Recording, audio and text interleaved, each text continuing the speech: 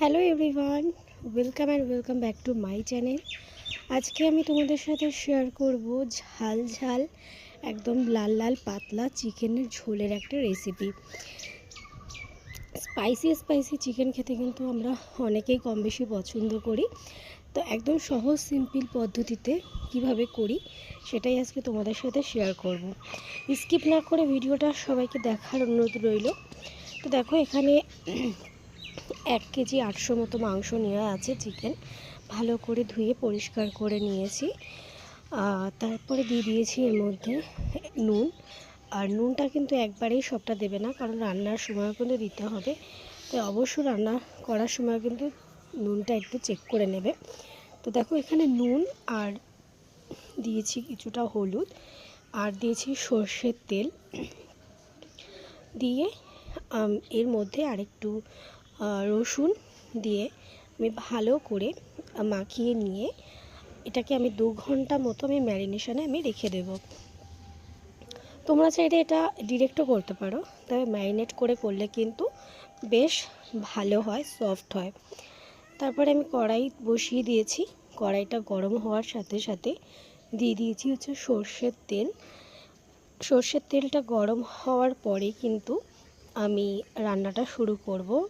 না হলে তেল গরম না হলে দিলে কিন্তু তেলের একটা কাঁচা গন্ধ রান্নার মধ্যে কিন্তু চলে আসে। তো দেখো, তেলটা আমার গরম হয়ে গেছে। একটু নুনও দিয়ে দিয়েছিলাম তেলের মধ্যে। দিয়ে এখানে আমি আলুটা দিয়েছি। তোমরা চাইলে আলু স্কিপও করতে পারো, তবে আলুটা চিকেনে বা মাটনে একটু পছন্দ করি আমি, তো তার জন্য আমি মাঝে মধ্যে আলুটা দিই। তোমরা যারা পছন্দ করো তারা তো অবশ্যই দেবে, যারা করো না তারা স্কিপ করে যাবে। তো দেখো, এখানে আমি আলুটা দিয়ে দিয়েছি। দিয়ে এরপর একটু এর মধ্যে হলুদ দিয়ে দেবো। দিয়ে এরপর ভালো করে আমি আলুটাকে ফ্রাই করে নেব। তো দেখো, এখানে গোল্ডেন ফ্রাই হয়ে গেছে আলুটা। এরপর আমি আলুটাকে কিন্তু তুলে নেব। এই আলু ভাজার তেলের মধ্যেই আমি আরও খানিকটা তেল অ্যাড করব, কারণ ওটুকু তেলে তো অতটা চিকেন রান্না হবে না। যারা তেল কম খায় তারা তো অবশ্যই করতেই পারো। তো যাই হোক, যেহেতু রান্নাটা স্পাইসি, ঝাল ঝাল ঝোল, লাল লাল ঝোল ঝোল যে ব্যাপারটা, তো তার জন্য একটু তো তেল বেশি দিতেই হবে। তেলের মধ্যে দেখো, এখানে দিয়ে দিলাম একটা গোটা শুকনো লঙ্কা, আর দিয়ে দিয়েছি 2টো তেজপাতা। তার মধ্যে দিয়ে দিয়েছি এখানে দেখো পেঁয়াজ, কুচি কুচি করে পেঁয়াজগুলো কেটে নিয়েছি। পেঁয়াজগুলো এইভাবেই কাটার চেষ্টা করবে করে। পেঁয়াজটা দিয়ে আমি একটুখানি নাড়িয়ে চাড়িয়ে নেব।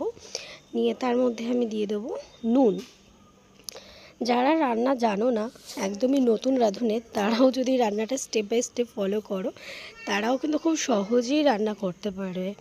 আর যারা ব্যাচেলার আছো, তারাও তোমরা এই রান্নাটা খুব ভালোভাবে করতেই পারবে, এইভাবে ইজিলি করতে পারবে।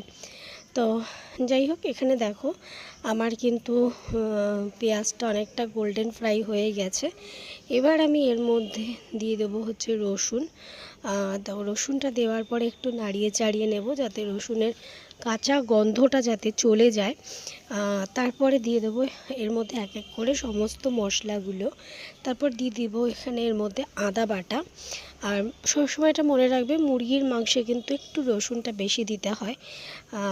যারা পছন্দ করো না তারা কম দেবে, তো দিলে একটু ভালো হয়। তারপরে দিয়ে দিলাম এর মধ্যে আদা বাটা। দিয়ে ভালো করে একটু নাড়িয়ে চাড়িয়ে নেব, যাতে আদা রসুনের কাঁচা গন্ধটা পুরোটাই চলে যায়। এবার আমি এক এক করে সব মশলাগুলো অ্যাড করব। দিয়ে দেবো এর মধ্যে জিরের গুঁড়ো, কাঁচা লঙ্কা। ঝালটা অবশ্যই তোমরা যে যেমন পছন্দ করো সেইভাবে ব্যালেন্স করে ঝালটা দেবে। তো এখানে দিয়ে দিয়েছি আমি কাঁচা লঙ্কা। তারপর দিয়ে দিলাম হচ্ছে শুকনো লঙ্কা পেস্ট। তোমরা শুকনো লঙ্কা চাইলে কাশ্মীরি লঙ্কার গুঁড়োটাও অ্যাড করতে পারো, তো আমার কাছে যেহেতু ছিল না তাই আমি শুকনো লঙ্কা পেস্টই দিয়েছি। আর অ্যাড করলাম হচ্ছে জিরের গুঁড়ো, দেখতেই পেলে।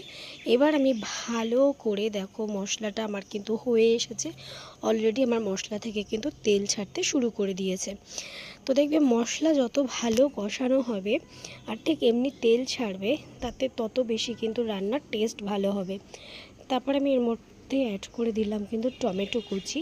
তোমরা চাইলে টমেটো পিউরি অ্যাড করতে পারো বা পেস্ট করতে পারো, সেটাও হয়। তো আমি কুচি করে দিয়ে দিয়েছি, আর দিয়ে দিয়েছি ওর মধ্যে সামান্য হলুদ। আমার মনে হলো হলুদের একটু দরকার ছিল। আর যে 2 ঘন্টা আমি ম্যারিনেট করে রেখেছিলাম চিকেনটা, সেই চিকেনটা কিন্তু আমি পুরো অ্যাড করে দিলাম। এবার আমি ভালো করে খুন্তির মাধ্যমে নাড়িয়ে চাড়িয়ে পুরো চিকেনটা মশলার সাথে কিন্তু আমি মাখিয়ে নেব। আর রান্নাটা কিন্তু মাঝে মধ্যে আঁচটা একটু লো হাই করবে, সেটা তোমাদের অবশ্যই তোমরা ব্যালেন্স বুঝে করবে। তো দেখো এবার আমি ভালো করে আমি চিকেনটাকে কষিয়ে নিচ্ছি। এবার আমি চিকেনটা কষানো পর্যন্ত একটু ভালো করে ওয়েট করব। তো দেখো একটু দিয়ে দিলাম এর মধ্যে পাতিলেবুর রস। এতে কি হয়, চিকেনের একটা আষ্টে গন্ধ অনেক সময় অনেকের মনে হয়, বা অনেকেরই হয় না, আবার অনেকের হয়। তবে তোমরা চাইলে দিতে পারো, না দিলেও অসুবিধা নেই, তবে দিলে কিন্তু আরও স্বাদটা ভালো হয়। তো তোমরা চাইলে চিকেনের আরেকটু লেবু দিতেই পারো। আমার কাছে ওইটুকুই ছিল, ওইটুকুই দিয়ে দিয়েছি। তো লেবুর রস দিয়ে দিয়েছি, পাতিলেবুর রস অবশ্যই দিয়ে তারপরে ভালো করে আমি চিকেনটাকে নাড়িয়ে নিচ্ছি। দেখো চিকেনের কালারটা কিন্তু অলরেডি ভীষণ সুন্দর এসেছে, আর খেতে কিন্তু দুর্দান্ত হয়।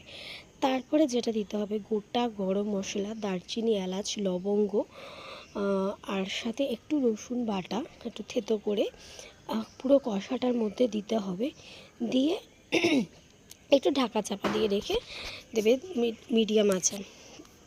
তারপরে আর কি ভালো করে যতটা কষাবে, দেখো কষাতে কষাতে কিন্তু চিকেনের আমার কালারটা পুরো ঠিক এমনিই চলে এসেছে, মানে এতটা সুন্দর হয়েছে। এই রকম কষাও কিন্তু তোমরা চাইলে খেতে পারো, রুটি বা পরোটার সাথে দুর্দান্ত লাগে খেতে, জাস্ট মানে দারুণ। গরম ভাতেও ভালো লাগবে, যে যেমনটা পছন্দ করো, রুটি পরোটা যা বলো। তো এখানে দেখো আমার কিন্তু চিকেন কষা কিন্তু অলমোস্ট ডান। এবার আমি জাস্ট একটু এর মধ্যে গরম জল দিয়ে দেবো, গরম জল দিয়ে ফুটিয়ে একটু গরম মশলা দিয়ে নামিয়ে নেব। তো ব্যাস ওটুকু আর তোমাদেরকে দেখাইনি। তো এই যে ফাইনাল আমার চিকেন রান্না কিন্তু পুরো রেডি। কেমন হয়েছে আজকের রান্নাটা অবশ্যই কিন্তু কমেন্ট সেকশানে জানাতে ভুলো না। ভালো লাগলে লাইক শেয়ার করো।